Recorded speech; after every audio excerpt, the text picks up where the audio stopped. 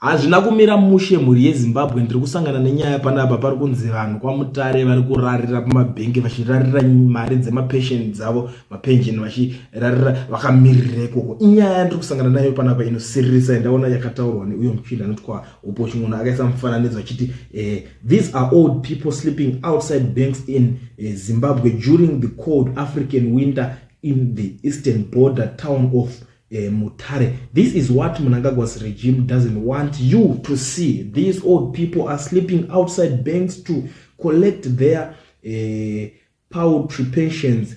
It is distressing to think that individuals who have dedicated a huge portion of their lives to the country are left to endure such challenging cold conditions to access their rightful pensions. How can you say you are liberated a country and then treat your vulnerable elderly population like this? This is evil. Ndo mashoko akabva anyorwa nemuchinda anotwa chimono ataura kuti vanhu iko zvinezvi vakatorara panze iko zvinezvi vakamirira kumabhengi kuti vakurarira vachiti mari dzavo dzemapensheni dzizobuda. Unonga kutofanira kurarira because hazvisi kubuda in time. Unotonorarira itsedza uri paline kana kuti yashota yapera uri ipapo. Unongoziva situation yacho inenge ichiitika yemuZimbabwe. Hazvina kumira zvakanaka kumana, zvinosiririsa. Ndo situation iripo kumana zvinhu zviri kuitikawo zviri kutaurwa yatiri kusangana nayo nyaya panapa. Ameno kuti imimi makada kuita so guys zviri right or zviri boy zviri kuitika boy rawo mana ndo independence yacho iri yakarwirwa nevanhu. Munoiona sei nyaya kumana?